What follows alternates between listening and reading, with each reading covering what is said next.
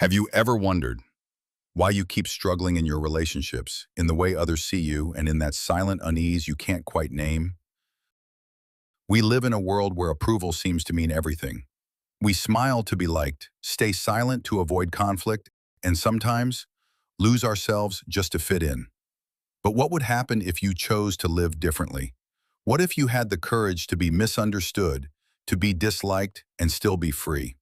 The courage to be disliked isn't just a book, it's an invitation to step out of the invisible cage of expectations and return to your most authentic, powerful self. In today's journey, we'll explore why unhappiness is often a strategy, why the past does not define us, and why true happiness begins the moment we're no longer afraid to be disliked. At the heart of nearly every struggle we face lies a quiet, relentless fear.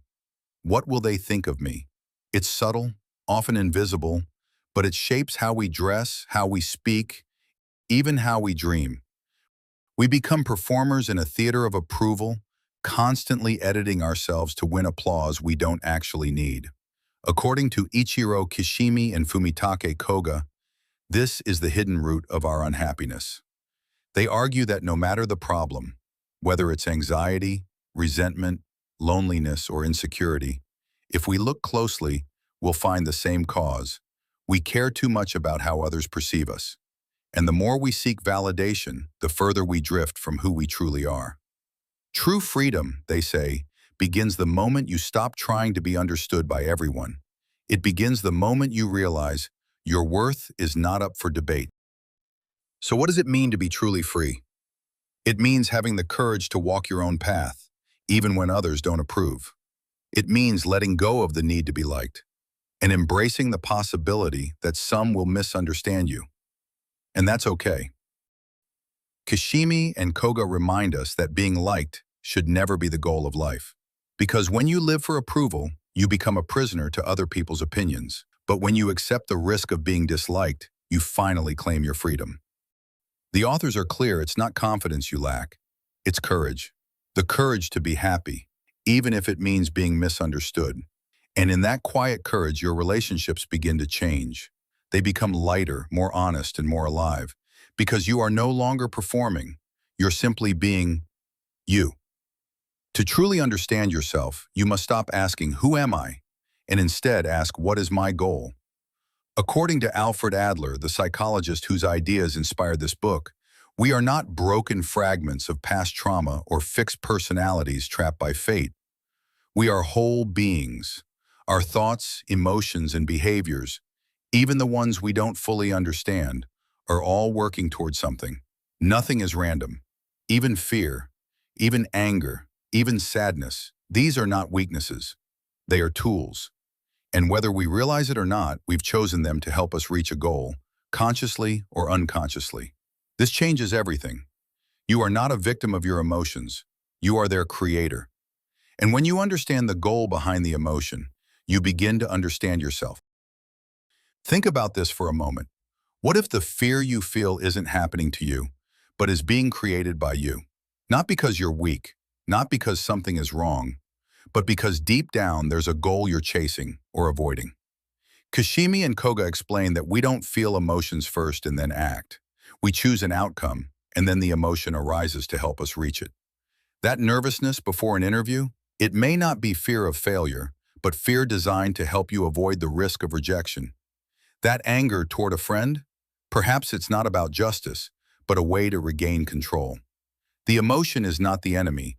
It's a message, a mirror, a compass. And when we stop running from it, when we begin to ask, what is this feeling trying to help me achieve? We begin to reclaim authorship of our own story. No longer puppets of emotion, we become creators of our own direction. You are not your past. Let that sink in. No matter what you've been through, abandonment, failure, heartbreak, those moments may have shaped you, but they do not define you.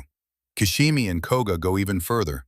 They say, trauma does not determine your life. The meaning you give it does. Two people can live through the same pain, yet one becomes bitter and the other wise. Why?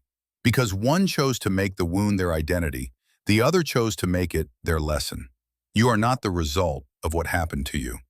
You are the result of the story you tell yourself about it, and stories can change. You don't have to be a prisoner of your past.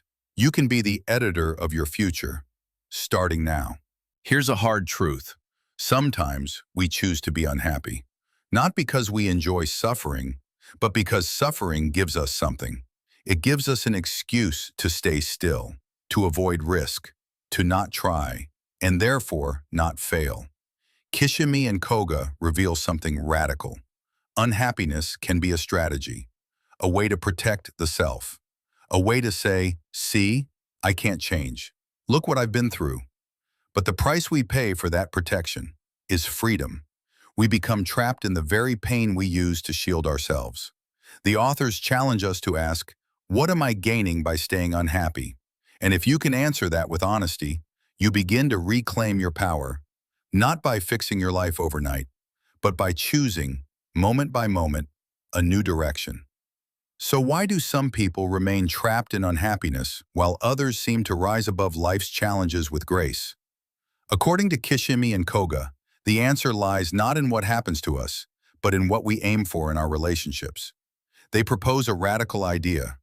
Your overall happiness is shaped by the goals you set in your connections with others, not your achievements, not your wealth, not even your past. But the question, what are you truly trying to achieve with the people in your life? Most of us never stop to ask this. Are we trying to impress them, to be loved, to be admired, or to be seen as a good person? These hidden goals silently shape how we feel, how we act, and how we suffer. Because if your goal is simply to be liked, then every interaction becomes a test. And if they frown, or remain silent, or walk away, you question your worth. That is the silent trap, one where your happiness hangs on strings held by others. And until you become aware of the goal behind your desire, you may spend your life chasing approval without ever asking, what do I truly want to give, not just receive? Now imagine living a life where every step you take is guided by the silent hope. I hope they like me. Whether it's your parents, your teacher, your boss, or even society itself, your choices become shaped by what you think others expect from you. This is the hidden cost of chasing approval. And here's the painful truth. When you live to be liked, you forget how to live at all. You lose touch with your own values, your own voice. You become an actor on a stage, reciting lines that aren't yours, just to hear applause that never truly satisfies.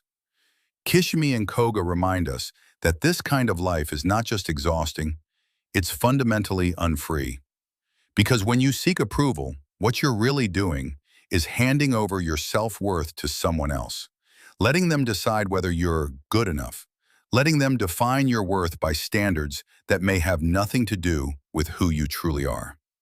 And so every compliment feels like oxygen. Every criticism feels like suffocation. You become a prisoner of perception, endlessly chasing a moving target that was never meant to define you. But here's where it gets even more tragic. Even when you do everything right, even when you meet expectations, follow the rules, and try your best to be liked, approval is never guaranteed. Because it was never in your control. You can be kind and still be misunderstood. You can be generous and still be judged. You can give everything you have and still not be enough for someone. And when approval doesn't come, many people don't just feel sad, they feel broken. So they retreat.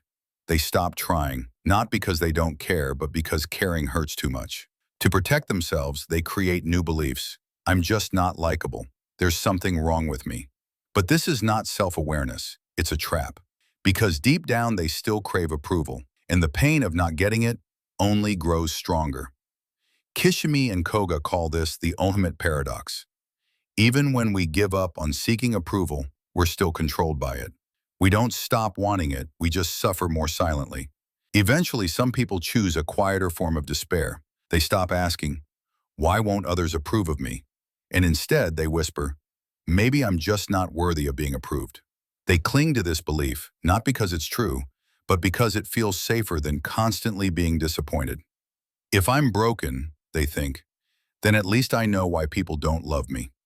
It gives their pain a reason, and their failure a justification. But this too is a cage.